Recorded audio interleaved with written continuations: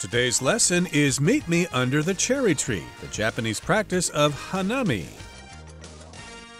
Hi, everybody. I'm Roger. And I'm Mike. And if you like flowers, then this is the program for you because we're going to be talking about cherry blossoms in today's program. Now, cherry blossom season is pretty much finished here in Taiwan. I think it's probably still going on in various elevations, but I think the place to be to look at cherry blossoms is Japan. Absolutely. It's a big draw both for Japanese people and, of course, for foreigners who will travel from all around the world to be in Japan during this spring season. As Roger said, the month of April is a great time to go. And as we're going to learn today, cherry blossom season and enjoying the cherry blossoms isn't just a case of, hey, let's go to the park and look at some pretty trees in Japan.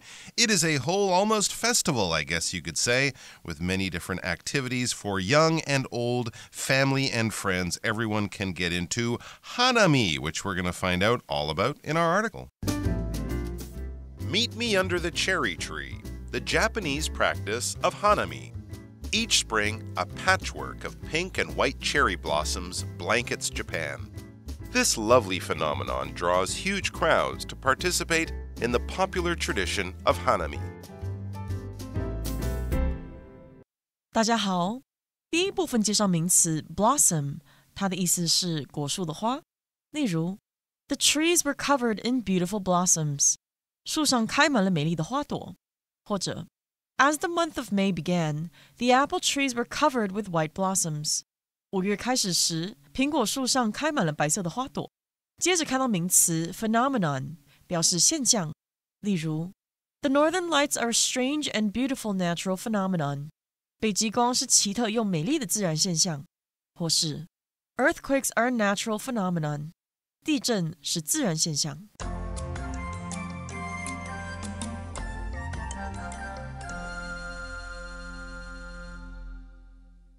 Okay, so our title's kind of interesting. Meet Me Under the Cherry Tree. This is the Japanese tradition or the practice of hanami or hanami, however they say it in Nihongo. And indeed, this is all about appreciating cherry blossoms, checking them out, looking at them, posing for pictures in front of them, just taking it all in and enjoying the environment. And here in the first paragraph it says, each spring, a patchwork of pink and white cherry blossoms blankets Japan. Now, in this sentence, we have the word patchwork, which is often used in sewing when you take different pieces of cloth that look kind of different and then you sew them all together to make one garment. Then you have a patchwork to make a garment, whether it be a jacket or a shirt or whatever. And in this particular case, we have different patterns or different areas of pink and white because there are different species of cherry blossoms. And of course, they mix in with other colors. It's quite a spectacle. Absolutely. And it's kind of mixed up. It's not uniform. That's why we use that term patchwork. If you've ever flown in an airplane over a farming area, you would look down and see a patchwork in the fields, right? Every field would be slightly different colors, growing different crops. Same kind of idea here. So absolutely, the parks will be pink, white, and various shades in between. And these, of course, are the blossoms that we're talking about.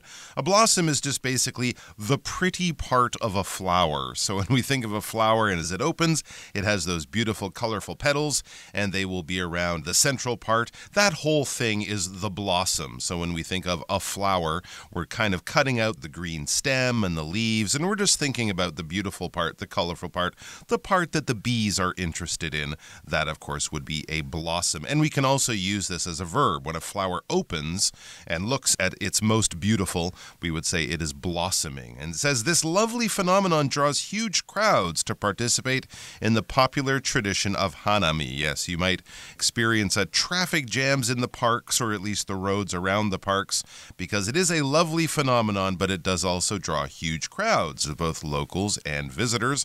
A phenomenon is just kind of something very interesting, that happens. It could be a natural phenomenon that is probably a little bit unusual, typhoons, tornadoes, or natural phenomena, to use the plural form of the noun. So there are many phenomena in one one phenomenon. We can also talk about cultural phenomenon, something interesting that happens in a culture, different places in the world. You might talk about Yen Shui with all the fireworks that go off. That's a very interesting cultural and religious phenomenon that we have here in Taiwan. So it can be something man-made, it can be something cultural, and it often also refers to something unusual, special, and definitely interesting that goes on in nature, like this hanami, this flower viewing that will, as it says, draw crowds and they will participate or join in this popular tradition. Let's find out all about hanami, its history, and also all sorts of other fascinating facts in the next part of the article.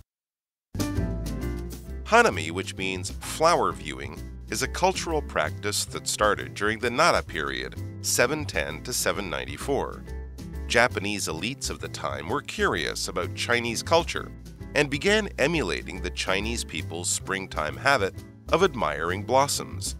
Initially focused on plum blossoms, the tradition evolved in Japan to center on cherry blossoms.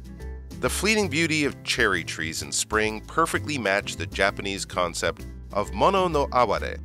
This term refers to a bittersweet feeling that some people experience when faced with the fact that nothing lasts forever. Over the centuries, hanami changed from an elite hobby to a celebration enjoyed by all. Today it's a time when families and friends gather for picnics under blooming cherry trees. 第二部分看到名词 elite， 它的意思是上层阶级、精英或是杰出人物。例如 The military's elite forces are known for their rigorous training. 军队的精英部队以严格的训练闻名。也可以说 The elite of the business world gathered at the conference. 商界精英齐聚一堂参加这次会议。继续介绍动词 emulate， 表示仿效、模仿。可以说 Wanda likes to emulate the fashion worn by celebrities. Wanda 喜欢模仿名人的时尚穿搭。又或者说 Athletes are encouraged to set a good example for kids to emulate. 运动员被鼓励为孩子们立下模仿的好榜样。下一个看到副词 initially， 它的意思是最初或是开始。例如 Initially, Walter hesitated to try sushi, but now it's his favorite food. 最初 Walter 犹豫是否要尝试寿司，但现在那是他最喜欢的食物。再看一个例子Initially, Dean didn't like the song, but over time he began to enjoy it. Dean 起初不喜欢这首歌，但经过一段时间后，他开始喜欢它。再来看到形容词 fleeting， 指的是短暂的或是迅速的。举例来说 People on the train had a fleeting glimpse of the castle as they sped by. 火车上的人在快速经过时，短暂看到了那座城堡。又或者说 When you get to be over 50, you realize how fleeting youth is. 当你超过50岁时，你会意识到青春是多么短暂。最后看到名词 celebration， 它表示庆典或是庆祝活动。可以说 Eating cake is a major part of many celebrations. 吃蛋糕是许多庆祝活动的重头戏。最后一个例子 The town held a big celebration for its 100th anniversary. 该小镇举行了100周年的庆祝活动。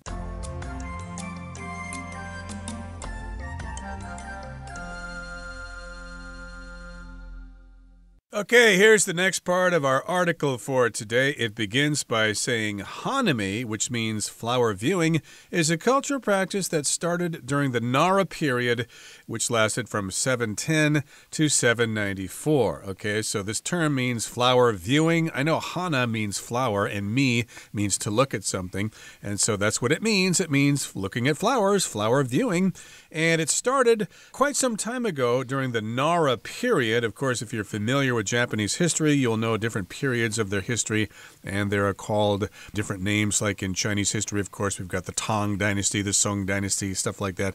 In Japan, they have their own way of describing their history, and this is a period of their history called the Nara period, And Japanese elites of the time were curious about Chinese culture and began emulating the Chinese people's springtime habit of admiring blossoms. So, indeed, we've got people in Japan at the time, and of course, Japan is heavily influenced by China, especially the writing system, but other traditions as well. So, they were very respectful to the Chinese, and they wanted to emulate their springtime habit of checking out blossoms. So, to emulate something just means to copy, to do what they're doing, to kind of match it in a certain way.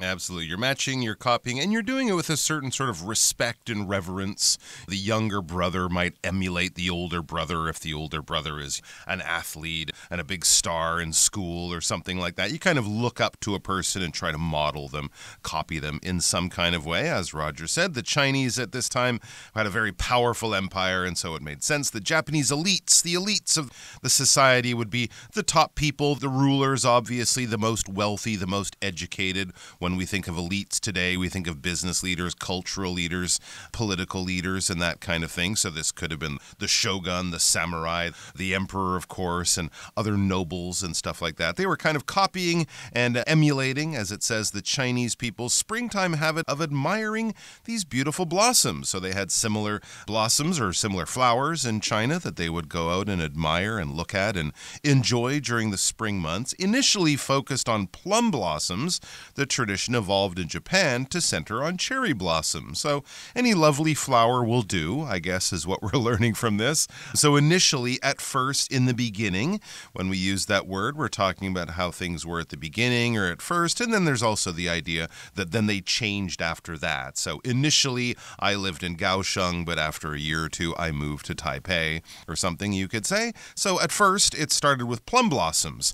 That was the flower to admire. Maybe they had more plum blossoms in China, so that was kind of the tradition that they were emulating. But then in Japan, of course, they have different types of plants, different types of climates, so to center on or to focus on cherry blossoms, which I suppose were more common in Japan, or at least from the Japanese point of view, they were prettier flowers. Yeah, because they're pink, plum blossoms are, of course, white. Usually, there might be other species that have different colors, but in this particular case, they kind of transitioned from checking out plum blossoms to checking out cherry blossoms, and indeed that's what they did, and the fleeting beauty of cherry trees in spring perfectly matched the Japanese concept of mono no aware. Okay, what does that term mean? We'll talk about that in just a second, but first of all, we've got this word fleeting. That just means temporary, happening for a very short time. So mono no aware, that was very good pronunciation, Roger. Yeah, what does that mean? Well, it says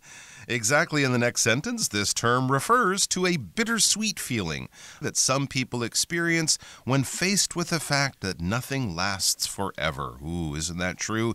Isn't that deep? And isn't that also slightly sad in a kind of nice, lovely sort of way? And that basically is what we mean when we say bittersweet. When we kind of look back on times in the past and we think, oh, those were good times, but they will never come back. Oh, wasn't it wonderful to be so young back then? We made lots of mistakes. We did foolish things, but we were young at heart.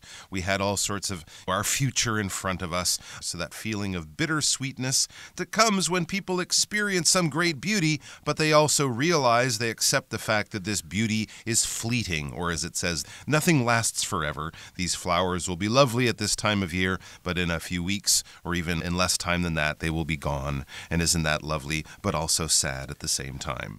So you better stop and smell the roses, because they won't be there forever.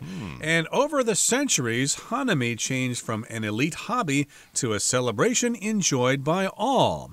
Okay, so I guess at the beginning, only certain people were enjoying this particular tradition, and then it became a celebration for everybody. Everybody got involved with this, and why not? It's pretty easy. Just go find a place with cherry trees, and you can sit there and look at them. If you are talented in painting, for example, maybe you could do a painting of the cherry blossoms. Nowadays, of course, we just use our phones to take pictures of them, hundreds of pictures that we post online, but back then they probably had to rely on painting, which was probably a really cool way to experience the flowers. Exactly right. And it's also nice that people of all shapes and sizes in society can enjoy this. It's no longer an elite holiday.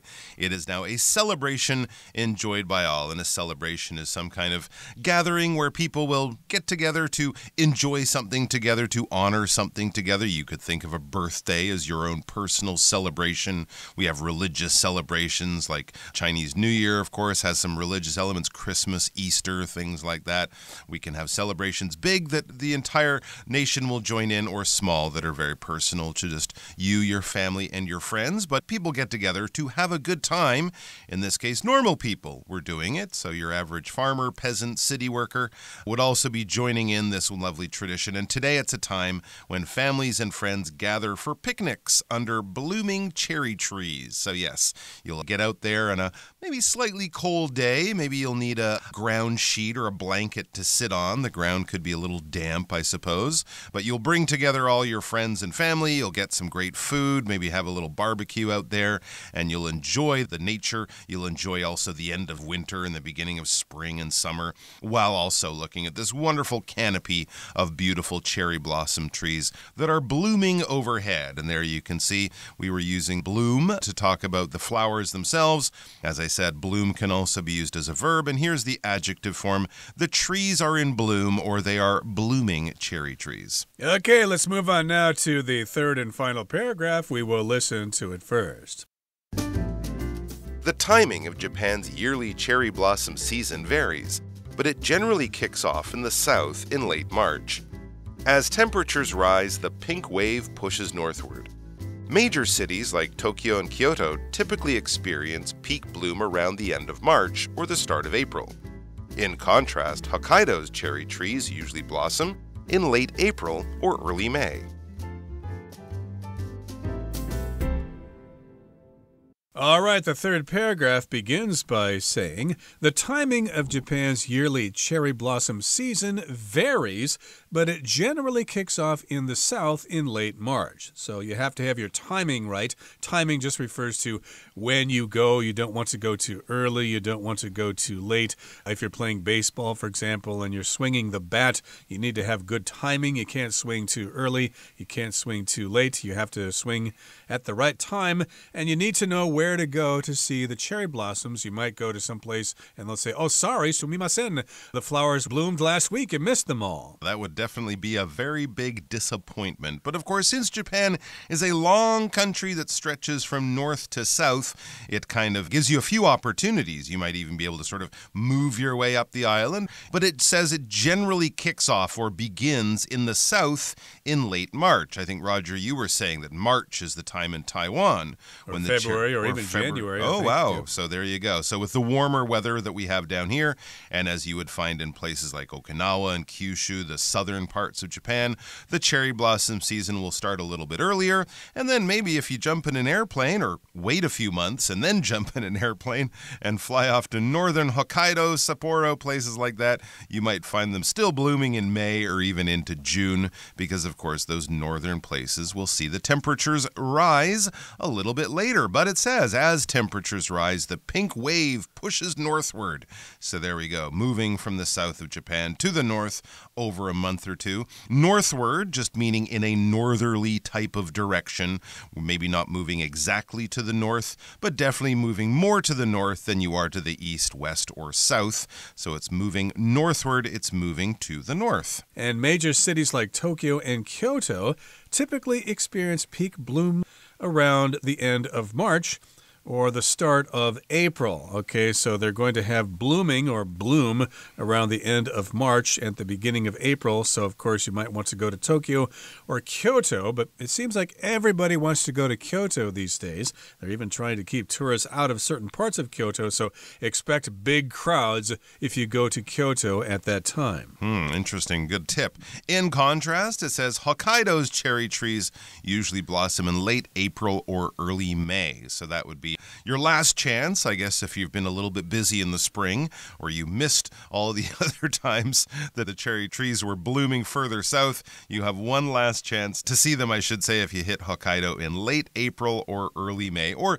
even a little bit later, depending on what the spring has been like. If it's been an unusually cold spring, it might even last until late May. So you do have many different opportunities to see these lovely trees in many different places all around Japan. We are at the end of our discussion for today. Here comes our beloved Chinese teacher, Hanny.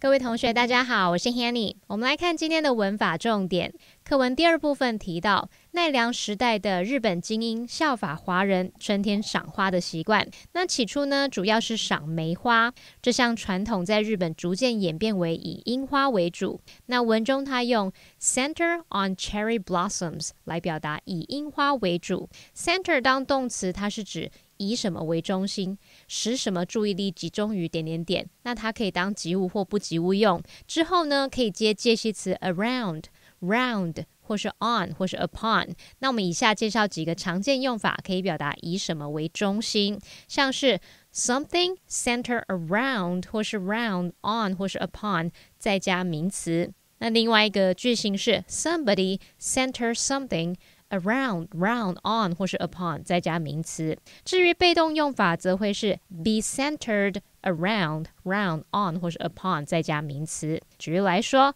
Helen centers her life around her children。 那这句话也可以说 Helen's life is centered around her children。 Helen 的生活以她的孩子们为中心。再看一个例句是 The book centers around friendship and forgiveness。 意思就是这本书它围绕着友谊与宽恕，以这两个主题为中心。读到课文第二部分最后一句 Today, it's a time when families and friends gather for picnics under blooming cherry trees。 如今它是家人和朋友聚集在盛开的樱花树下野餐的时刻。那这边要介绍 when 当关系副词的用法。 when 当关系副词呢，相当于介系词加上 which。 那它所引导的关系子句是用来修饰或补充说明与时间相关的先行词。我们来看看它的用法。首先第一个，当先行词是不明确的时间，那我们就要用限定用法。这时候 when 的前面不加逗号，那这就会像是课文的用法。例如There was a time when most people believed the Earth was the center of the universe。 曾经有一度人们认为地球是宇宙的中心。那先行词 a time 是指一段时间嘛，那这是不明确的时间，所以后面紧接着关系子句来修饰限定它的范围，表达是人们认为地球是宇宙的中心的那一段时间。那这样是限定用法，所以 when 的前面不加逗号哦。再来看到第二个，当先行词是明确的时间，我们就要用非限定用法。那这时候呢when 的前面必须加逗号。例如 My favorite season is autumn when the weather is cool and pleasant。 我最喜爱的季节是秋天，秋天的时候天气凉爽宜人。那句子里面的先行词 autumn 它是明确的时间，后面的关系子句只是做补充说明，所以这时候 when 的前面要加逗号，把这个补充说明的部分隔开来。好，那以上是今天重点整理，我们回顾今天的单字吧。 Blossom. This shampoo smells like orange blossoms. Phenomenon. A rainbow after a storm is a lovely natural phenomenon. Initially. Stephen initially found his job difficult, but thought it became easier over time. Fleeting. Tiffany gave us a fleeting smile as she walked past. Celebration. Many cities host public celebrations on New Year's Eve that include fireworks and music. Blooming. The garden is full of blooming roses in spring.